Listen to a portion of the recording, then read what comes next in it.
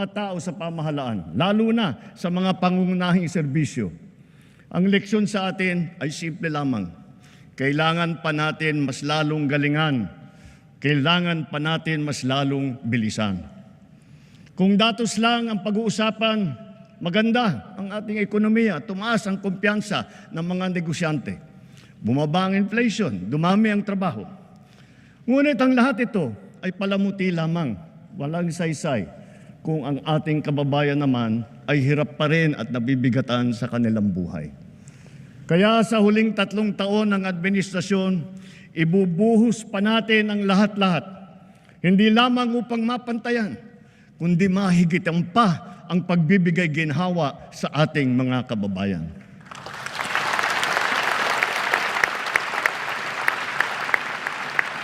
Hindi na ako magpapaligoy-ligoy pa. Maayos na hanap buhay talaga ang mabisang pantiyak laban sa kahirapan at laban sa gutom. Dumarami ang mga nalilikhang hanap buhay sa ating bansa ngayon. Magpupursige ang DOLE, DTI, DSWD, kasama pati ang DOT at mga kaugnay na ahensya sa paghahanap ng paraan at ng mga oportunidad para sa natitirang 4% ng ating puwersang manggagawa na hanggang ngayon ay walang trabaho. Ipagpapatuloy natin ang pagbibigay ng puhunan sa mas marami pang negosyante para makapagsimula ng maliit na negosyo o micro-enterprise sa mababang interes at walang kolateral. Pati na rin ang kapital at proteksyon para sa mga yamang isip. At para sa mga tinataguyod natin mula sa kahirapan, patuloy tayong nagbibigay ng libreng training at puhunan para makapagtayo sila ng sariling negosyo. Hindi tayo titigil hanggang halos 2.5 milyon maralitang pamilya ay matutulungan natin na magkaroon ng kanilang sariling maliit na negosyo. Palalaguin natin ang mga industriya, mga pabrika ng sasakyan, hulmahan, electronics, biotechnology, pharmaceuticals, critical minerals, telang Pinoy, halal, construction, mga planta ng kuryente. Ngunit, nananawagan pa rin ako sa ating mga negosyante. Mamumuhunan kayo sa ating agrikultura. My single resounding message to the international business community is this: the Philippines is ready. Invest in the Filipino.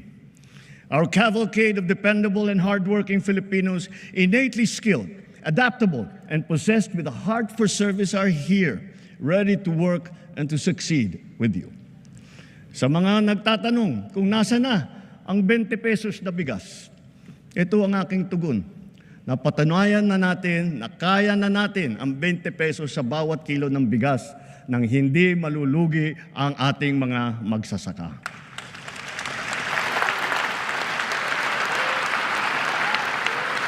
Kamakailan lamang ay matagumpay nating nailunsad ito sa Luzon, Visayas at Mindanao, kagaya sa San Juan, Pangasinan, Cavite, Occidental Mindoro, sa Cebu, sa Bacolod, sa Guimaras, Siquijor, Davao del Sur.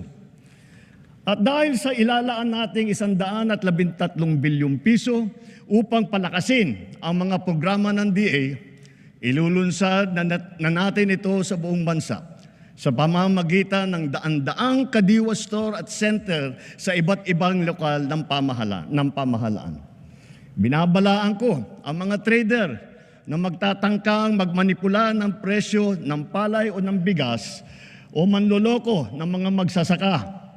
Hahabulin namin kayo dahil ang trato namin sa inyong ginagawa ay tinuturing naming economic sabotage.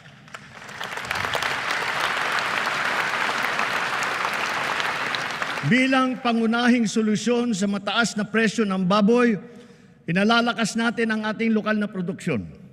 Namimigay tayo ng mga biik at inahin. Nagpapatayo din tayo ng mga biosecured facilities upang lubos na pababain ang presyo ng karne. Nagsimula ng magbakuna labang sa ASF at palalawigin pa natin ito ng pagbabakuna sa lahat. Pinataas natin ang produksyon ng palay, mais, pinya, saging, mangga, kape, kakao, kalamansi, tubo, sibuyas, bawang at iba pang mga agricultural products. Mula nagsimula itong administrasyon, Mahigit 8.5 milyong magsasaka at mangingisda ang nakatanggap ng tulong. Lalo pa natin paiigtingin ang mga programa ng pamahalaan para mas marami pa ang matutulungan. Libo-libong kilometro ng farm-to-market road na ang ginawa na at libo-libong kilometro pa ang pinapasinayaan. Libo-libong ektarya ng lupa ay nalagyan na ng patubig sa buong bansa at libo-libong ektarya pa ang patutubigan. Libo-libo ring makinarya at pasilidad ang ating binuksan at pinamigay para sa mga magsasaka at mangingisda. Marami po tayong ipapatayo na rice processing system. Itong mga pasilidad at mga bangkang yari sa fiberglass na ipamimigay naman sa mga mangingisda.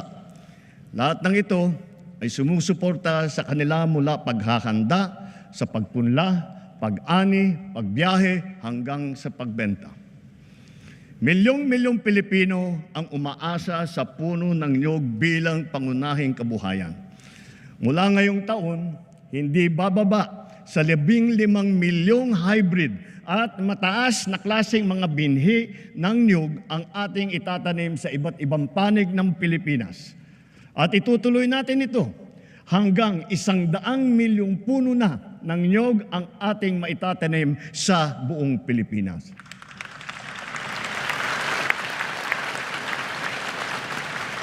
At upang lubos na pasiglahin ang industriya ng niyog, hihilingin natin sa Kongreso na amyendahan ang Coconut Farmers and Industry Trust Fund Act para naman maging mas angkop sa mga pangangailangan ng ating mga magsasaka. Bahagi lamang ito na ginagawa nating malawakan pagpapalakas ng iba't iba pang mga industriya. Kasama dito ang industriya ng asin, pagproproseso, pag-export ng niyog.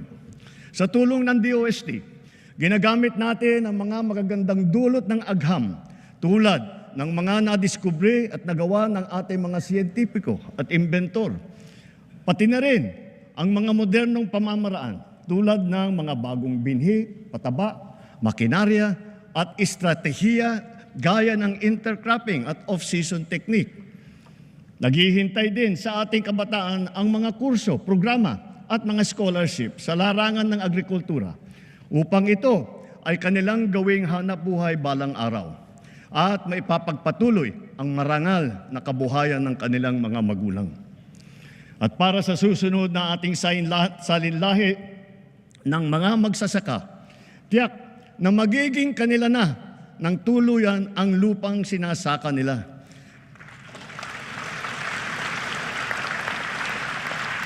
Kasalukuyang pinabibilis ng DAR ang pamamahagi ng mga CLOA at ng mga e-title, pati na yung mga COCROM bilang patunay na wala ng utang ang mga benepisyaryo ng agrarian reform.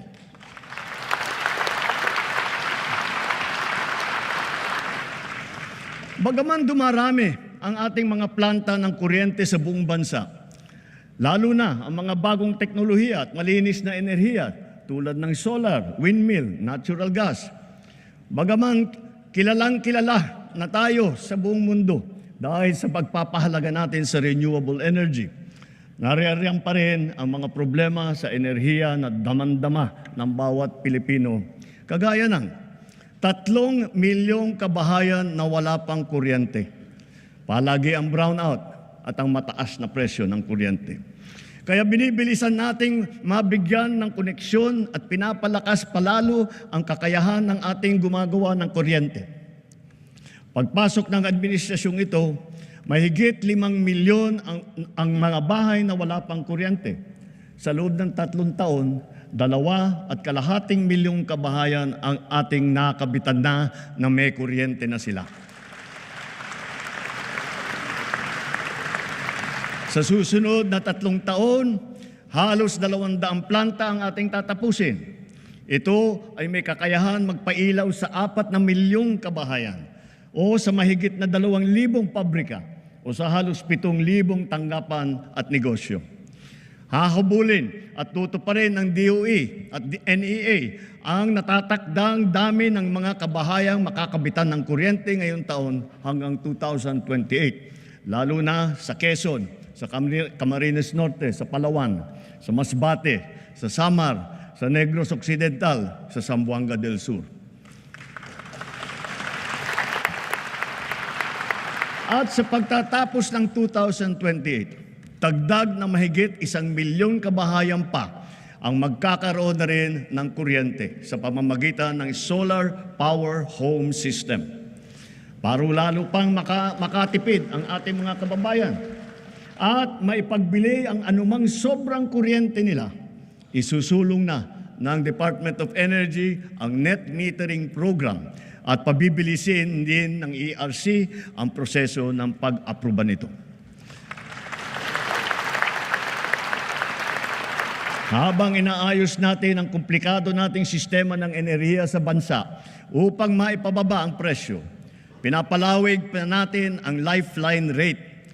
Bukod sa mga miyembro ng 4P, kasama na rin ngayon ang mga pamilyang nasa listahanan na maliit lamang ang kinikita at ang konsumo naman ay hindi lumalampas sa lifeline rate. Hindi ko palalampasin ang nangyari kamakailan sa Siquijor. Dahil sa malawakang brownout, napilitan pang magdeklara ng state of calamity sa lalawigan. Naperwisyo nito ang mga taga roon, ang kanilang turismo, kanilang negosyo, ospital, sari-saring serbisyo. Sa ginawa nating investigasyon, ano yung ating natuklasan?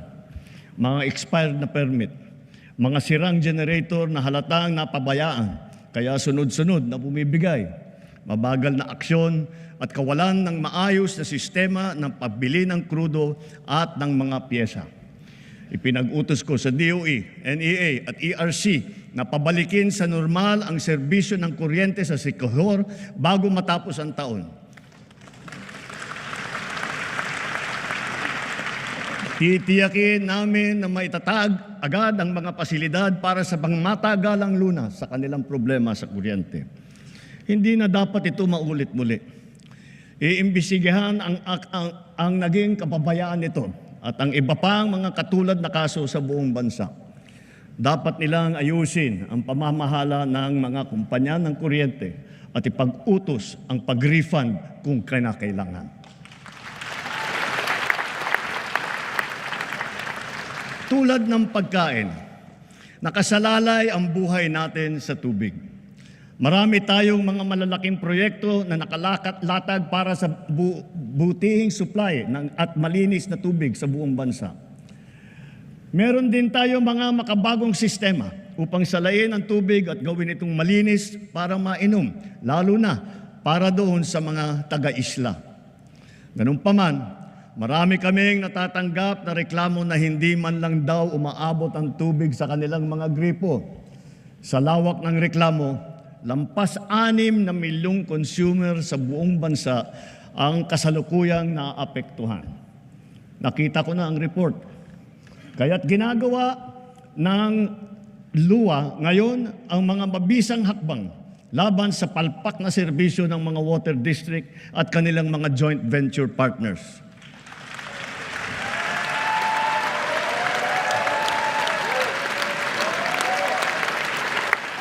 Titiyakin ng LUA na mailalagay na sa ayos ang serbisyo ng tubig ng milyong-milyong nating mga kababayan at gawin mas abot kaya naman ang presyo.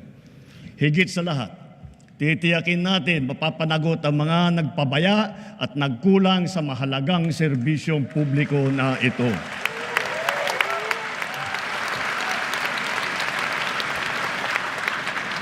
Malinaw sa atin ang tumambad na realidad tungkol sa ating mga kabataan ngayon.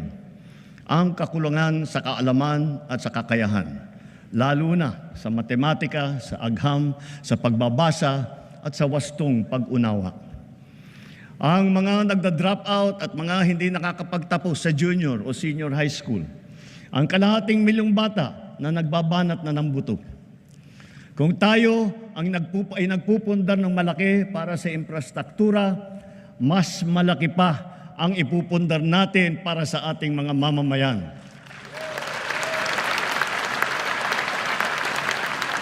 Ito ang pangunahing polisiya natin hanggang matapos ang administrasyon. Puspusan nating inaayos at pinapaganda ang ating sistema ng edukasyon.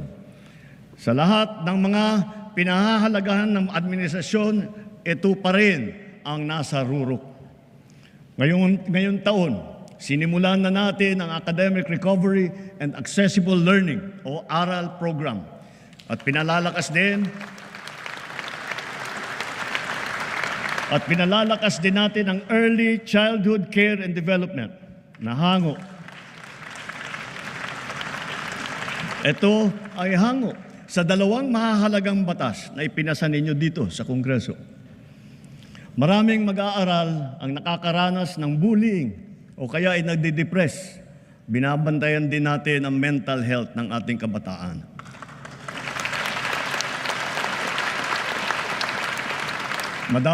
Magdadagdag tayo ng mga school counselor na magsisilbing sanggunian at gabay nila. Naglaan tayo ng 1 bilyon para makapagtayo ng mahigit 300 barangay child development center at bulilit center sa buong bansa. At ang pinaka-priority ay yung mga nangangailangan na puok na malalayo. At pauna lamang yan, unti-unti nating tutugunan ang matinding kakulangan sa daycare center na nabinbin mula pa noong 1990.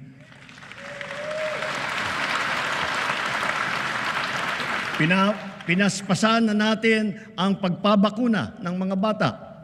Sa DOH, kumpletuhin na natin ang bakuna para matapos na sa lalong madaling panahon na kumpleto na lahat ng ating mga anak ay nabakunahan na. Sa ilalim naman ng bagong lunsad na Yakap Caravan, matitignan na ang kondisyon ng kalusugan hindi lamang ng mga mag-aaral, kung hindi pati na ang mga guro. Mabibigyan sila ng libreng medical check-up, libreng lab test tulad ng cancer screening at libre na gamot.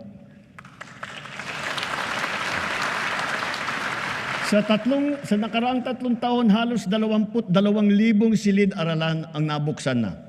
Hihigitan pa natin ito dahil talagang nakakaawa ang ating mga mag-aaral. Hindi na natin dapat nabibitin ang oras nila sa klase dahil sa kakulangan ng classroom. Katuwang ng pribadong sektor, sisikapin nating madadagdagan pa ng 40,000 silid-aralan bago matapos itong administrasyon.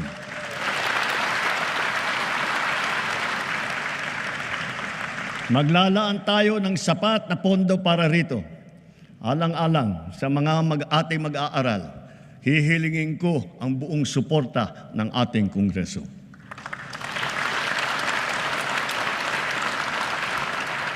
Naging matagumpay ang isinagawang tutoring at remedial program para sa mga mag-aaral nitong nakalipas na taon at nitong summer break. Palalawakin pa natin ito. At maraming salamat sa mga guro at lalo na sa mga ate at kuya na nag-volunteer na tinulungan ang mga maliliit para mas maganda ang resulta nila sa kanilang eskwela. Sa DOLE at sa DSWD, ipagpatuloy pa ninyo ang mga ganitong klaseng internship at pre-employment program para sa ating estudyante sa kolehiyo. Malaking tulong ito sa kanila habang sila ay nag-aaral. Malaking tulong ito sa bansa. Ngayon, nagdaratingan na ang mga laptop na laan para sa bawat guro sa public school.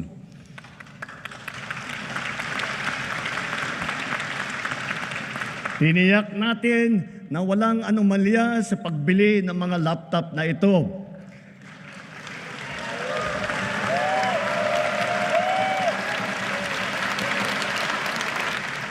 Nakahanda na ang mga high-tech at digital na mga materyales, mga smart TV, libreng Wi-Fi at libreng load sa bayanihan SIM card. Dahil dito, handa na rin ang ating mga estudyante para makasabay sa makabagong paraan ng pag-aaral sa makabagong mundo. Ang pinakamahalaga sa sistema ng edukasyon ay ang ating mga mahal na guro. Asahan po ninyo na hindi gagawing sukatan ng galing ninyo o ng performance ninyo ang dami lamang ng estudyante na inyong ipinapasa. Kundi Ang dami ng mag-aaral na inyong pinapahusay at pinapataas ang ambisyon sa buhay.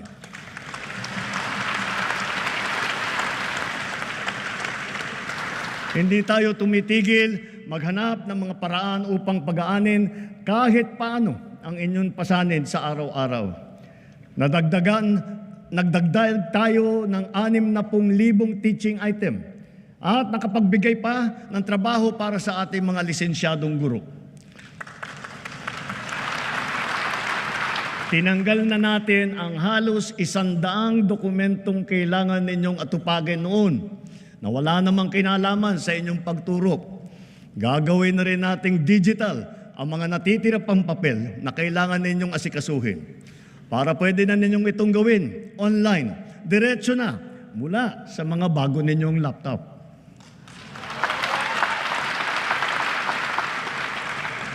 At ngayong school year na ito, makakatanggap na kayo ng kabayaran para sa inyong teaching overload at para sa inyong overtime.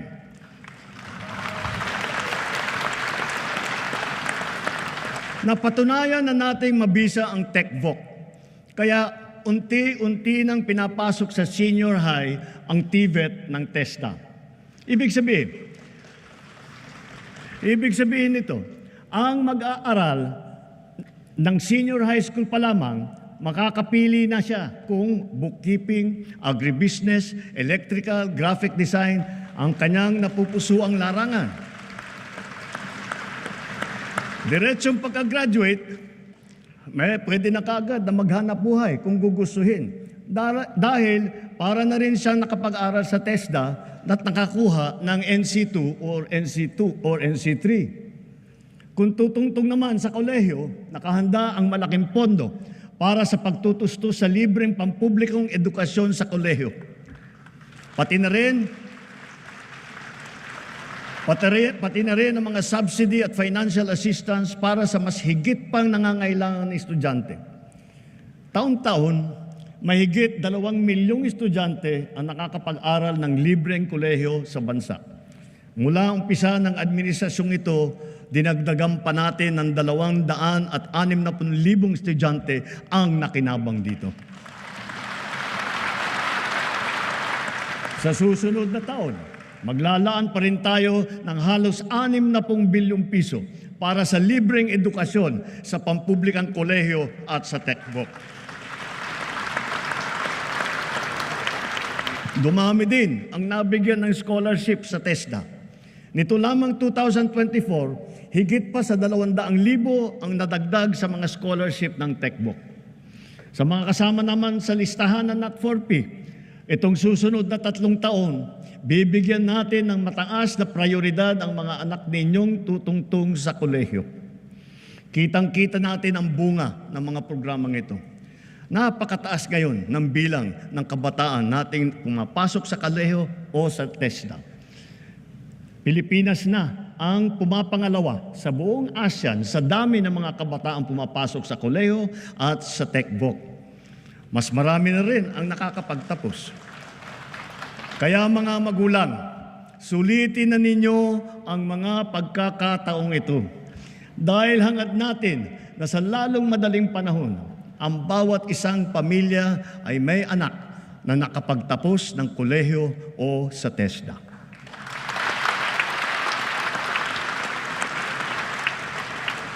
Kung kalidad lang din ang pag-uusapan, hindi nagpapahuli ang mga universidad at kolehiyo natin dito sa bansa.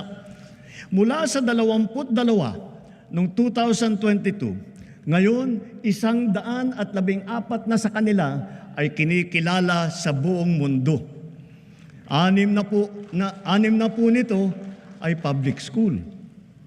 At bilang natatanging pagkilala, gagawaran natin ng Presidential Merit Scholarship ang mga high school graduate na makakakuha ng matataas na honor.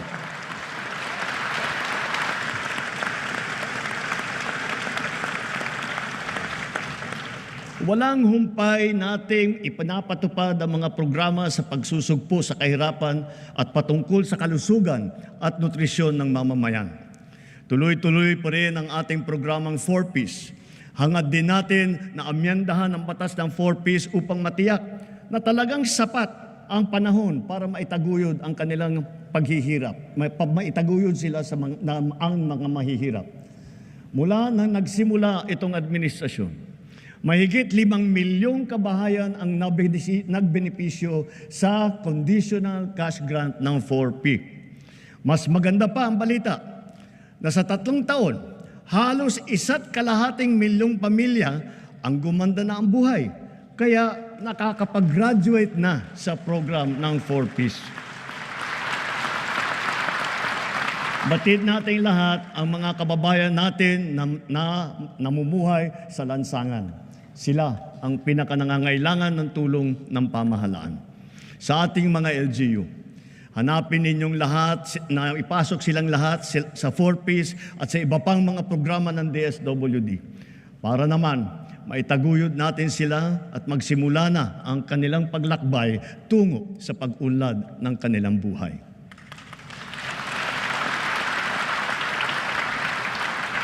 Sa ikalawang taon ng ating Walang Gutom program, mabibigyan ng tulong ang 600,000 pinakanangangailangang kabahayan sa kanilang nutrisyon. At sa 2027, dadamihin pa natin sa 750,000 kabahayan ang maaabot ng feeding program natin. Pinapagpatuloy ng DSWD at ng DepEd ang feeding program nila para sa mga daycare center sa pampublikong paaralan at nakapagbigay ng masustansyang pagkain at gatas sa mahigit 3.2 milyong mag-aaral sa buong bansa.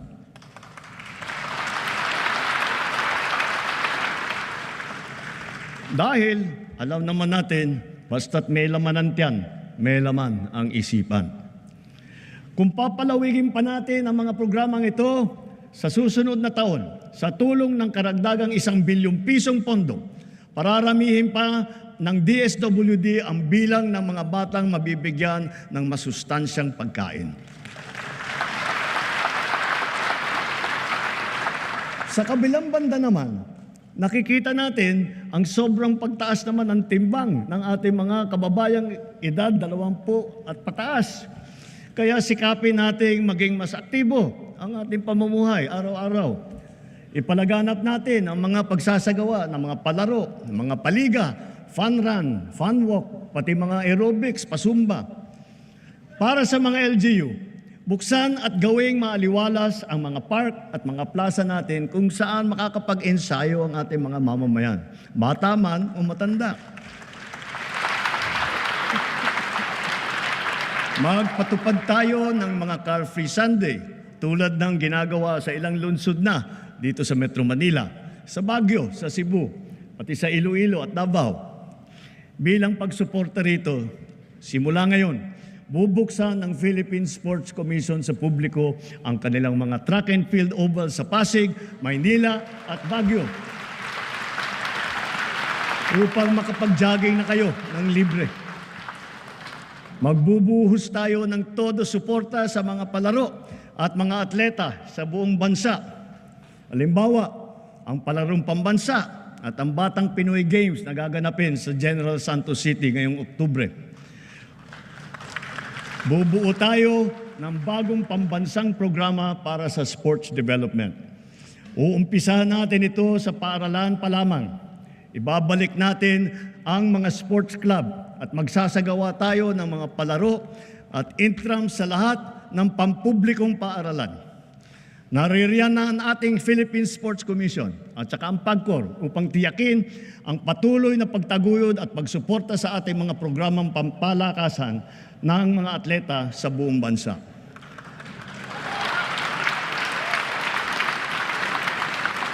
Dahil sa mga ito, ang ating kabataan ay maagang namumulat sa sport, humuhusay at tumataas ang kumpiyansa. Sumusunod sila sa yapak ng ating mga kampyon at world-class na athlete tulad ni Senator Manny Pacquiao, ni Heidelin Diaz, ni Kaloy Yulo, Ira Villegas, Nesty Petesio, EJ Obiena, Alex Ayala, ang Paralympian natin na sina Gerald Mangliwan, Sandy Asusano, Angel May Otom, at Ernie Gawilan. Sama na rin natin yung bago nating kampyon, si PNP Chief Nick Torran.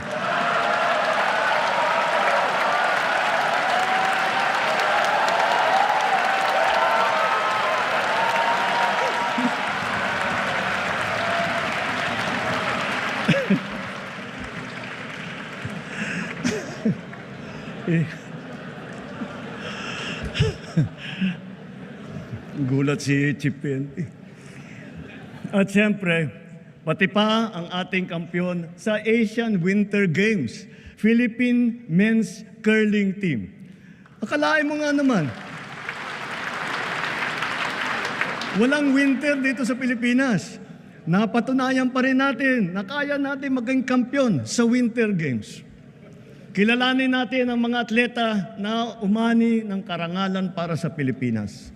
Hindi lamang sila nakapaghatid ng kasiyahan sa buong sambayanan, pinalakas pa nila ang ating pagmamahal sa bayan at lalo pang pinatingkad ang dangal ng bawat Pilipino.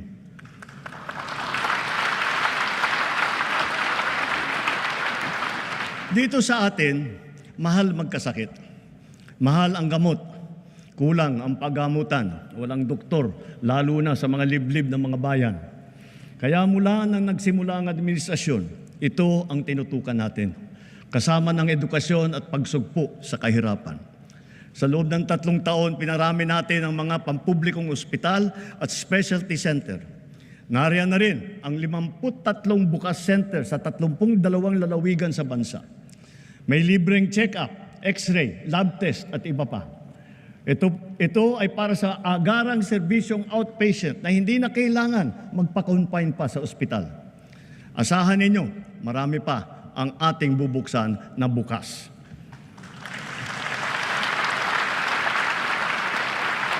At nasisiyahan ako nang makapag-report na sa kauna-unahang pagkakataon, ang bawat bayan po sa Pilipinas ngayon ay may doktor. Mayroon ng magiging tagapag-alaga. Mayroon ng tagapag-alaga ng kalusugan ng mamamayan sa inyong lugar. Lahat po tayo ay miyembro ng PhilHealth. Pinataas at pinaganda na rin natin ang mga benepisyo, lalo na para sa mga karamdaman na laganap dito sa ating bansa. Kapag kayo po o ang inyong kapamilya ay may sakit sa puso, huwag po kayong mag-alala. Covered na po sa PhilHealth ang pagpapagamot ninyo para sa atake sa puso, sa open heart surgery, heart valve repair o sa replacement. At may cancer assistance fund po tayo. Pandagdag para sa pagpapagamot ng mga cancer patient natin. May pondo rin para sa bakuna laban sa human papilloma virus na nagiging sanhi ng maraming klase na cancer. Para naman sa ibang klase na cancer na hindi sakop ng PhilHealth, meron po din tayong nilaang 1 bilyon at 700 milyong piso para pambili ng mga kinakailangang gamot para sa ating mga pasyente.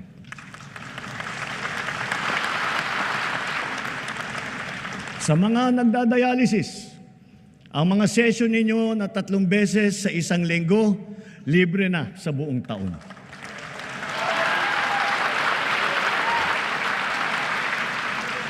Libre na rin po pati ang mga kinakailangang mga gamot.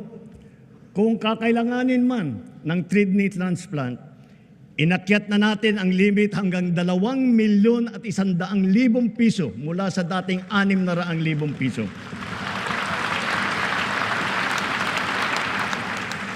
At ngayong taon, covered na rin ng PhilHealth ang mga serbisyo at gamot pagkatapos ng operasyon ng kidney transplant. Kung kailangan talaga na magpa-transplant, huwag po kayong matakot sa gastos dahil sagot na ng PhilHealth. At kung magkakasakit na malubhang dengue ang inyong anak, itinaas po natin sa 47,000 piso ang sagot ng PhilHealth. Ang pagtatanggal ng katarata ay inakyat na rin ang limit sa 187,000 na piso mula 16,000 piso. Pati ang mga sari-saring serbisyong outpatient, kasama rin po ngayon ang PhilHealth. Kapag may kailangan kayong dalhin sa emergency, huwag po kayong mag-atubiling itakbo sa ospital. Covered na rin po yan ng PhilHealth. Kapag lumabo ang mata ng inyong anak at kailangan magpasukat ng grado, Pati na rin ang pagpapagamot nila laban sa malnutrition, ito rin ay covered na rin ng PhilHealth. At para sa mga PWD, sakop na rin ng PhilHealth ang inyong therapy at rehabilitasyon, pati na rin ang mga mahahalagang kagamitan pang-suporta para sa inyo. Pinabibilis pa natin ang proseso ng pagbayad ng PhilHealth sa mga ospital at mga klinika para naman siguradong maayos at hindi naantala ang kanilang serbisyo sa mga pasyente. Maaasahan pa rin ng mga pasyente ang medical assistance program kung kulang ang pambayad sa ospital. Mula pumasok ang administrasyong ito, nakapaghatid ito ng tulong sa higit 11.5 milyong Pilipino. Higit sa lahat, padadaliin pa natin ang proseso ng medical assistance dahil ipapasok na po ito sa ating eGov app. Mga kababayan, asahan po ninyo, ginagawa natin lahat para matulungan kayo na magpapagaling at lumakas. Ngunit batid natin ang mga realidad sa mga pampublikong ospital. Kanya-kanya ang bili ng medical supply. Kanya-kanyang lakad ng medical assistance para sa bill na hindi kayang bayaran. Kaya sa lahat ng aking binanggit na mga haligi na itaguyod na natin, ang bahaging sasagutin ng PhilHealth, ang sari-saring pondo na pamahalaan para sa medical assistance kagaya ng MAIP, PCSO at PAGCOR, at ang karagdagang pondo na ibibigay pa natin sa mga DOH hospital, areglado na ang lahat sa ospital pa lang. Wala nang kailangan pang puntahan o lapitan pa. Ito po, itinuloy na po natin ang zero balance billing. Libre po.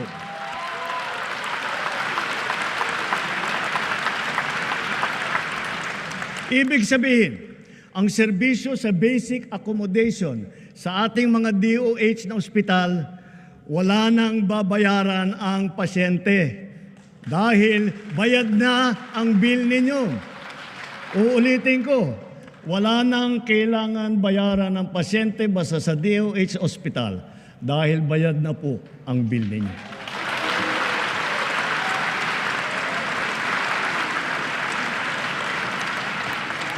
Asahan ninyo, pagpapatuloy ang malawakang programang pang-infrastruktura ng administrasyon. Ang mga naglalakihang proyekto ay nakalatag sa buong kapuluan. Mga daan, tulay, tren, paliparan, pantalan, patubig at murang pabahay. Ilan dito matatapos ngayong administrasyon na ito. Ang iba naman makukumpleto pa at mararamdaman ang dalang ginhawa pagkatapos pa ng aking termino. Nagpupundar po kasi tayo para sa kinabukasan. We are not building only for today. We are building also for tomorrow.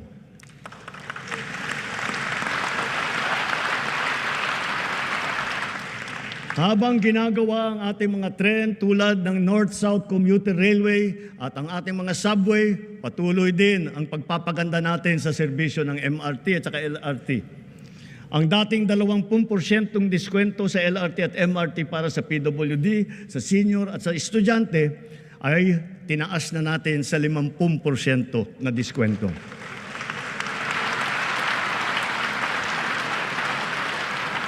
Mayroon na po tayong 1+3 Pamilya Pass. Ito ay tuwing linggo para naman may konti pang matitipid ang pamilya sa kanilang pamamasyal at sa kanilang pagsimba. Ang tinatawag na dalyan ng mga tren na binili noong pang 2014 at hindi pa nagamit ay sinimulan na nating mapaganda at mapatakbo sa MRT. Halos 50 dagdag ng karwahe ang natenga ng 10 taon.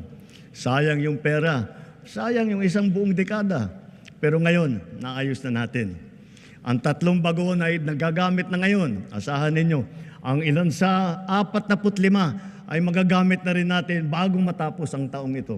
At ang iba pa ay susunod sa susunod na mga taon. Magtatanong ako sa iba sa inyo, naalala pa ba ninyo yung tinatawag nating love bus? Ito yung popular na pampublikong bus sa Metro Manila na sinimula noong 1970s. Ngayon, hindi lang natin ibabalik ang love bus, gagawin pa natin itong libre.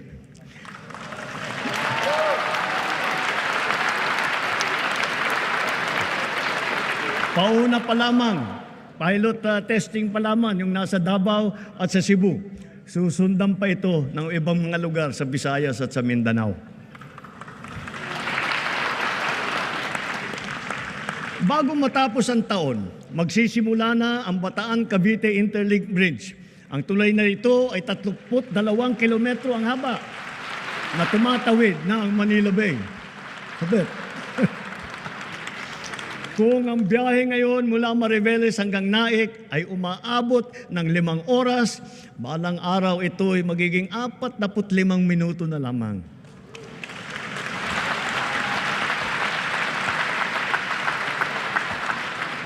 Ang mga release ng PNR Bicol Line na sinira ng Bagyong Christine ay unti-unti nating pinatitibay at naayos na. Kasama ang Binahan Bridge. Hindi magtatagal, madadagdagan pa ang haba ng linya na ito at aabot sa Ragay, Camarines Sur hanggang Tagkawayan, Quezon. Magiging malaking tulong ito sa ating motoristang nagdadaan sa malubhang traffic mula Quezon hanggang sa Bicol. Sa 2026, inaasahang magbubukas na sa motorista ang bahagi ng extension ng SLEX mula Santa Tomas, Batangas hanggang Chaong, Quezon. Kapag natapos itong buong proyekto, ang dating 4 na oras na biyahe, magiging 1 oras na lang. Kaya inaatasan ko ang DOTR at DPWH na bantayang mabuti ang mga proyekto sa kahabaan ng Quezon patulak ng Bicol at tiyakin tama ang kalidad, matibay at nasa takdang oras ang pagtatapos. Ang Nalil-Sikiat Bridge na una sa 3 mahalagang tulay na ginagawa ngayon sa Tawi-Tawi, nabuksan na. Sa susunod na taon, ang tulay sa Malasa, Lupang Pula ay matatapos na rin. Higit sa lahat, kung may Luzon Spine Expressway Network Program, meron din naman tayong Mindanao Transport Connectivity Improvement Project.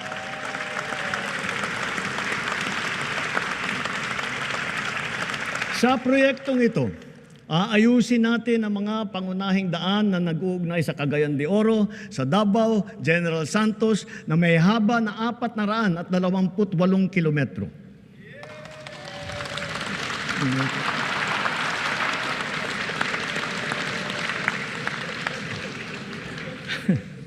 Ang rehabilitasyon ng tulay ng Guadalupe ay sukdulan ng ring kinakailangan. Nasa Senado pa ako. Pinag-uusapan na ito. Hindi ko papayagan tumawid pa ito sa susunod na administrasyon. Kaligtasan na ng publiko ang nakataya. Hindi po isasara ang Guadalupe Bridge. Gagawa muna tayo ng detour bridge sa magkabilang gilid bilang pansamantalaang daanan. Kapag nagawa na at nabuksan na ang detour bridge na ito, doon pa lamang sisimulan ang trabaho sa main bridge.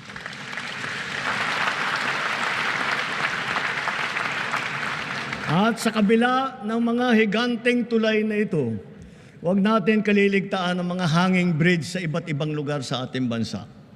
Mahalaga ang mga ito sa pang-araw-araw na buhay ng publiko, lalo na yung mga guro at ang ating mga estudyante.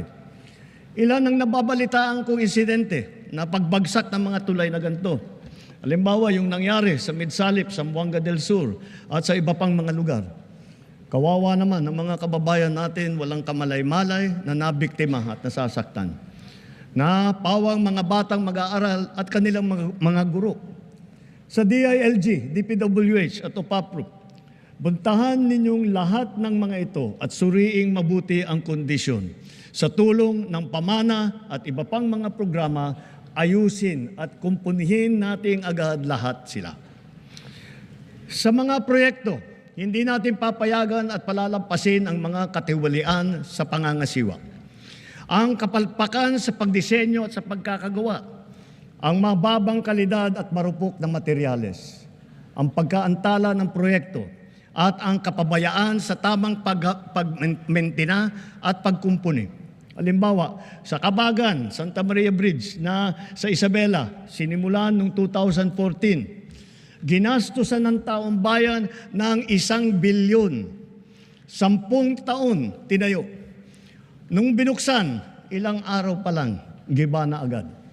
Napakamahal. Ang tagal ginawa. Ang bilis na sira. San Juanico Bridge naman, 50 taon na nakatayo pa rin hanggang ngayon. Ganun siya katibay. Ngunit nakaligtaan naman ang wastong pagmentina at pagkumpuni sa pagdaan ng mga dekada. Nalagay patuloy sa panganib ang publiko. Hindi po dapat ganito. Sa Build Better More, hindi ang kapakanan, higit ang kapakanan at kaligtasan ng mamamayan ang napakamahalaga. At ang mga proyekto, tama dapat ang disenyo. Mataas dapat ang kalidad, natatapos sa takdang oras, at naaalagaan at namimintina ng mabuti.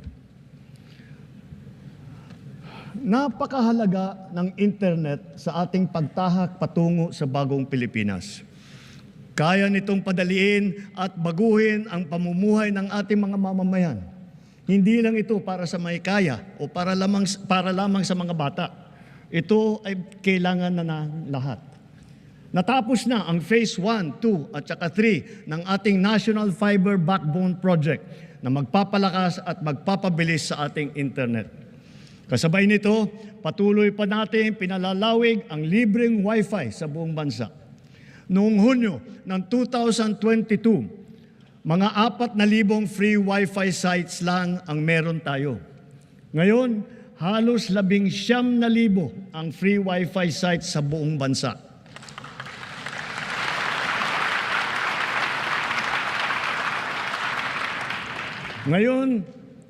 Ngayong taon din, nagsimula na tayong mambigay ng mahigit 1 milyon na SIM card na may libreng data para sa ating mga eskwelahan, lalo na sa mga nasa liblib na puok. At dahil pag pinaganda at pinabilis natin, dadami pa ang mga bagong tore at cell site sa mga gida. Ngunit kulang pa rin ang mga ito. Halos 12,000 pampublikong paaralan pa ang walang internet. Kaya sinusiguro ng DICT at ng DepEd na bago matapos ang taong ito, magkakaroon na ng koneksyon ng internet ang lahat ng pampublikong paaralan.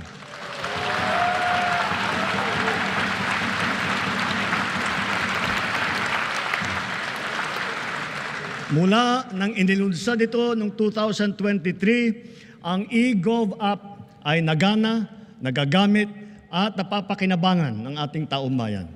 Patuloy pang dumarami ang serbisyo tiyak na praktikal sa bawat Pilipino. Ngayon, mahigit 40 serbisyo ng pamahalaan kasama ng mga LGU ang nasa eGov app. Gamit ng app, maaari nang gawin at ayusin ang sari-saring mga serbisyo at proseso ng pamahalaan na dati ay pinipilahan pa natin ng ora-orada. Ang renewal ng driver's license para sa PhilHealth, para sa Pag-ibig, para sa GSIS, yung mga dokumento na kailangan ng ating mga OFW, sa immigration at customs, sa declaration sa airport, kahit ang paggawa ng biodata hanggang paghahanap ng trabaho. Mga government ID natin, kasama ng national ID at marami pang iba. Hindi magtatagal, magkakaroon na rin para sa NBI clearance, beep card para sa MRT at saka LRT, at e-TIN na galing naman sa BIR. Kaya i-download nyo na po ang eGov app. Sa pinagsama-samang serbisyo sa isang mobile app, ang pamahalaan ay talagang mas malapit na at nasa inyo ng mga kamay.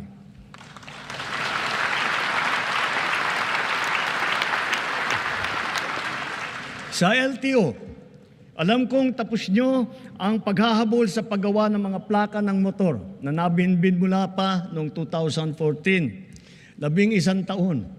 Mula ngayon, gawin ninyo ang lahat na makakaya upang hindi na uli magkaroon ng backlog sa plaka. Dahil kailangan bumawi sa publiko, tiyakin din ninyo na may lalabas na ang rehistro at ang plaka ng bagong sasakyan sa loob ng naipangako ninyong 3 araw.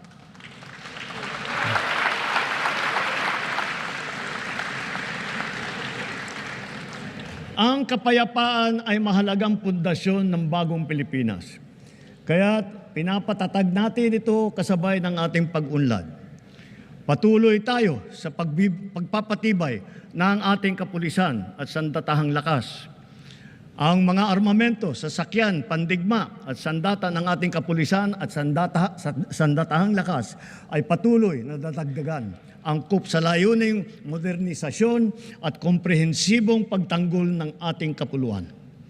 Ang libo-libong mga nag-alsa dati laban sa pamahalaan, nagbagong buhay na at nagbabalik loob na. Tinataguyod natin kasama ang kanilang pamilya. Katuwang ang pribadong sektor, pinapaunlad din natin ang kanilang pamayanan at naglalatag tayo ng mga daan, patubig at marangal na hanap buhay. Bukod sa programang panghanap buhay, nagpagawa tayo ng mga health station, mga silid-aralan, mga water system, street light, na ngayon napapakinabangan ng mahigit 13 milyong Pilipino na ngayon ligtas na mula sa kaguluhan.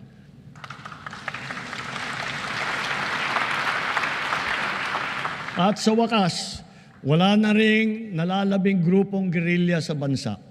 Titiyakin ng pamahalaan na wala nang mabubuo muli.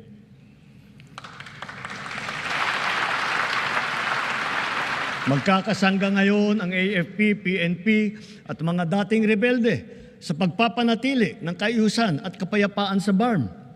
Kaya naman, ang lipunan natin ngayon ay mas mapayapa, mas mapangalaga rin sa karapatang pantao, anuman ang edad, kasarian, kondisyon o pangkat.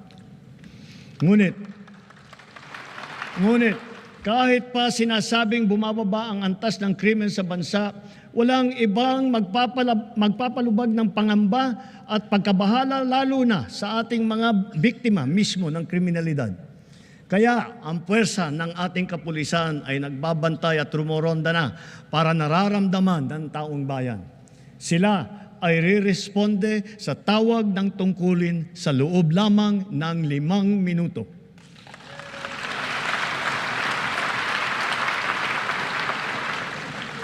Nagtutulungan ang buong pamahalaan para lutasin ang mga kaso ng mga nawawala dahil sa walang pakundangang kagagawan ng mga sindikato sa likod ng madilim na mundo ng mga sabungan.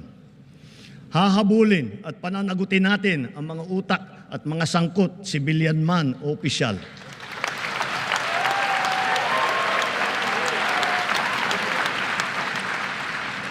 Kahit malakas, mabigat o mayaman, hindi sila mangingibabaw sa batas.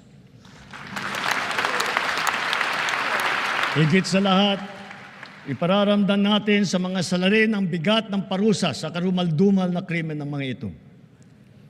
Sa mga isinagawang pagsakote sa mga bodega at laboratorio at takang pagpasok, halos 83 bilyong pisong halaga ng droga ang nakumpiska na.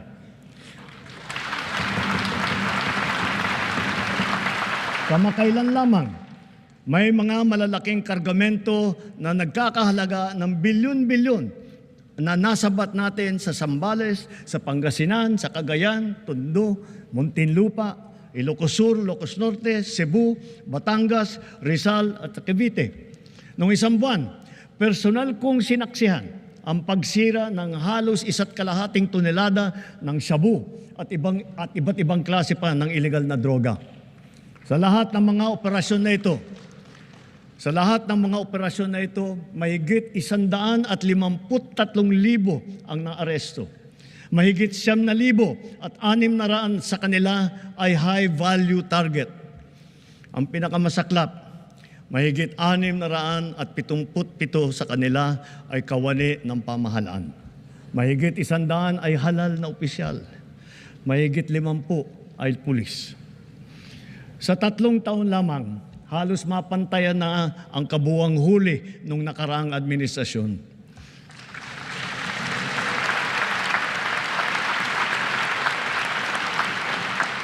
Sa kabila ng mga ito, tila nagbabalikan daw ang mga pusher. Kaya patuloy ang ating mga operasyon laban sa mga drug dealer, sila man ay big time o small time. Ngayon, masasabi natin na mataas na ang tingin ng buong mundo sa Pilipinas. Dahil maayos, patas at mahinahon tayong nakikitungo sa iba't ibang mga bansa. Tumutupad din tayo sa ating mga kasunduan at sa mga batas at panuntunan na pandaigdig na komunidad. Nagpapasalamat tayo sa ating mga magigiting ng OFW dahil sa kanila na ipamalas ang angking galing, kabutihan at puso ng Pilipino sa lahat ng sulok ng daigdig. Sa harap ng mga bagong banta sa ating kapayapaan at soberanya, mas maigting ngayon ang ating paghahanda, pagmamatsyag at pagtatanggol sa ating sarili. Ganun pa man, tayo pa rin ang nagtitimpi at nananatiling nagpapasensya, lalo na sa pagtanod sa ating buong kapuluan at sa pangangalaga sa ating interes. Subalit ngayon, mas pataas pa ang ating kumpiyansa dahil mas marami na tayong mga kasangga na magiging kabalikat natin sa oras ng matinding pangangailangan. Then as now, our foreign policy remains the same. The Philippines is a friend to all. The Philippines is an enemy to none. That will be our main focus as we, the Philippines, host the ASEAN Summit in 2026.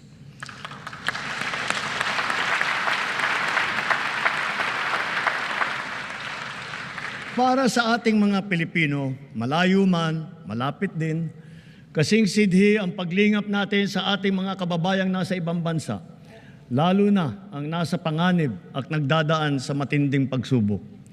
Hindi po biro at sadyang mapanganib ang hanap buhay ng ating tripulante. Ang trahedya na sinapit nila sa kamay ng mga rebeldeng Houthi ay isang halimbawa. Matapos ang mahigit 4 na araw, ang mga kababayan nating nang binihag ng rebeldeng Houthi ay pinalaya na rin, dala ng ating pakikipagtulungan sa Sultanate of Oman. Gayon din, dahil sa ating masigasig ng pakikipag-ugnayan, sa loob ng 3 taon, nagawaran ng kapatawaran ang mahigit 600 kababayan nating nahatulan dahil sa sari-saring paglabag sa batas sa ibang bansa, lalo na sa UAE, sa Qatar, sa Bahrain, at sa iba pa. And so, for their crucial and most beneficent sovereign intervention, I personally convey the entire nation's sincerest gratitude to the Sultanate of Oman, the United Arab Emirates, the State of Qatar, the Kingdom of Bahrain, the State of Kuwait, and to all the leaders of various countries that have granted clemency and have shown kindness to our beleaguered compatriots. Maraming salamat po. Thank you very, very much.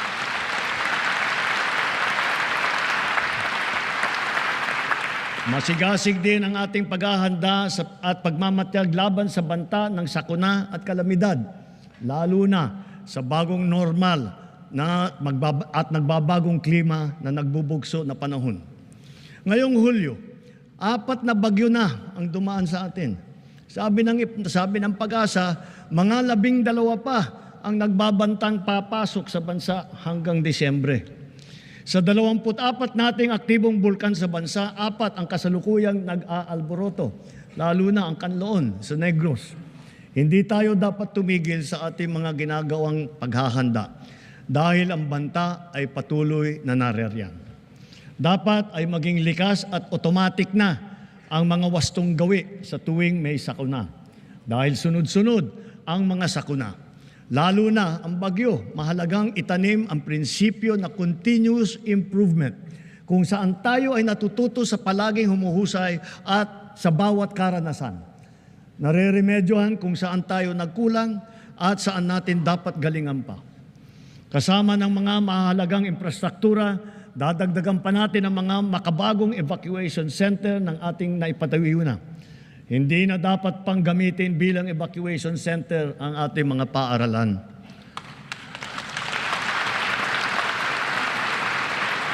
Ginagamit na natin ngayon ang mga makabagong teknolohiya lalo na sa maaga at mabisang prediksyon. Mga Doppler radar, broadband seismic station, landslide sensor system ng PAGASA at saka PhilBox sa iba't ibang lugar sa bansa.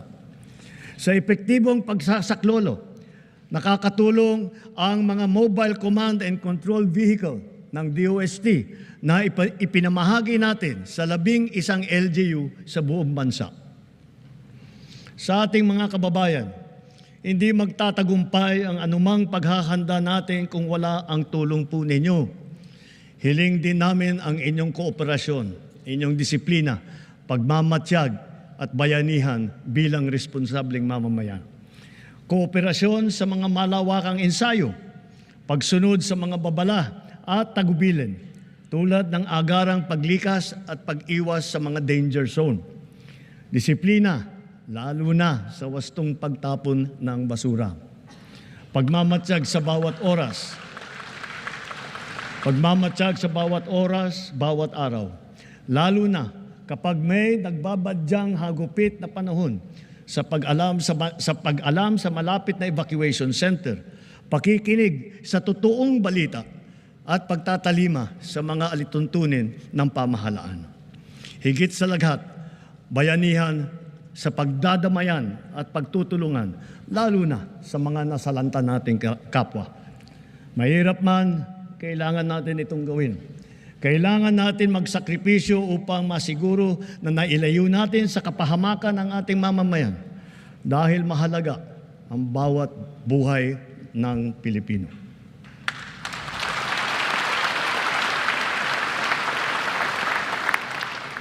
Kamakailan lamang, nag-inspeksyon ako sa naging epekto ng habagat ng bagyong Krising, Dante at Emong. Kitang-kita ko na maraming proyekto para sa flood control ay palpak at gumuho.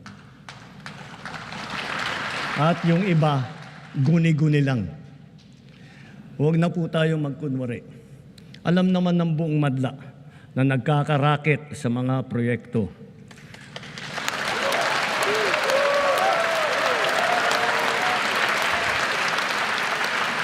Mga kickback, mga initiative, errata, SOP, for the boys. Kaya sa mga nakikipagsabwatan upang kunin ang pondo ng bayan at nakawin ang kinabukasan ng ating mga mamamayan, mahiya naman kayo sa inyong kapwa Pilipino.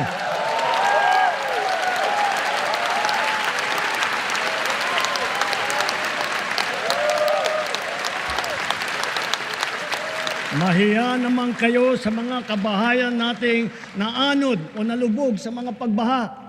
Mahiya naman kayo, lalo sa mga anak natin na magmamana sa mga utang na ginawa ninyo nang binulsan nyo lang ang pera.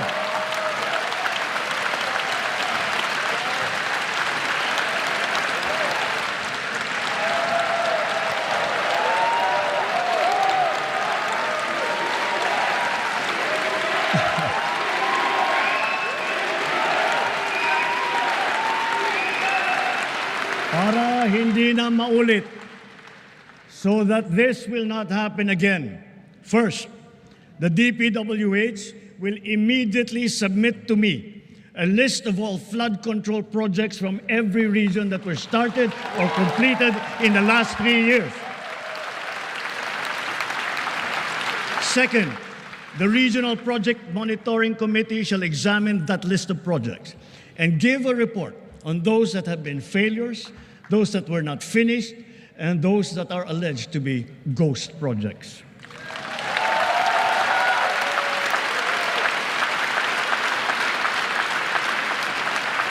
And third, we will publish this list.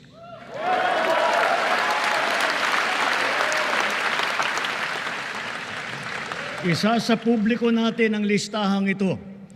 Kaya ang publiko na saksi sa mga proyektong ito ay malayang suriin ang listahan at magbahagi ng kanilang nalalaman para makatulong sa ating investigasyon.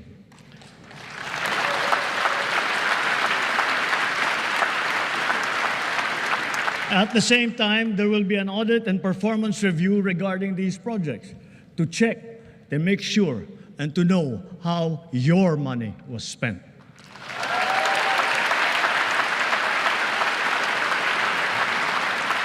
Sa mga susunod na buwan, makakasuhan ang lahat ng mga lalabas na may sala mula sa investigasyon, pati na ang mga kasabwat na kontratista sa buong bansa.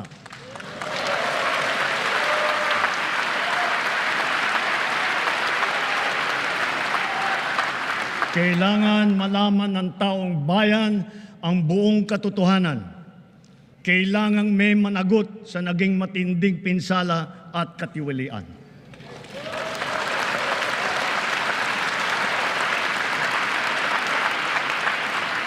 Therefore, for the 2026 national budget, I will return any proposed general appropriations bill that is not fully aligned with the national expenditure program.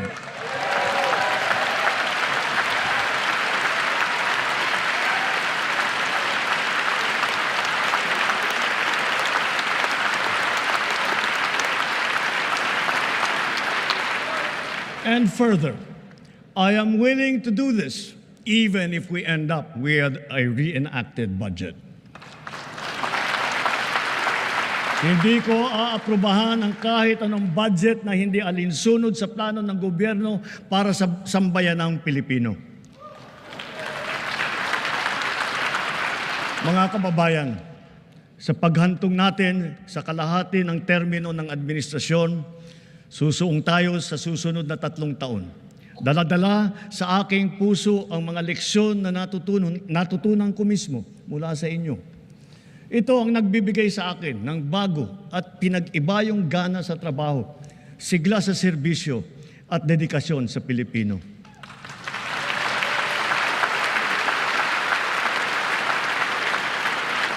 Huwag nating hayaang malihis ang ating pagtuon at pagtahak sa landas ng kaunlaran dahil nasa abot tanaw na natin ito. Ito ang ating dapat na pagtulungan. Ito ang ating dapat na pinagtutunguhan. At kayang-kaya natin ito marating at maisakatuparan. Sa wika ng ating bayani, only he who, from whatever position he occupies, whether high or low, strives for the greatest good possible for his fellow man, possesses true patriotism. Alam po natin sa ating puso kung ano ang tama, kung ano ang mali, kung ano ang mas mahalaga at mas makakabuti sa sarili, sa pamilya at sa ating bayan. Sa mga matitinding hamon na binabato at hinaharang ng ating mundo ngayon, nasa likod ninyo ang pamahalaan. At huwag tayong matakot. Huwag tayong titiklop. Huwag tayong mawawalan ng pag-asa. Dahil ang Pilipino ay likas na matapang, magaling, masipag, matibay, at mabuti.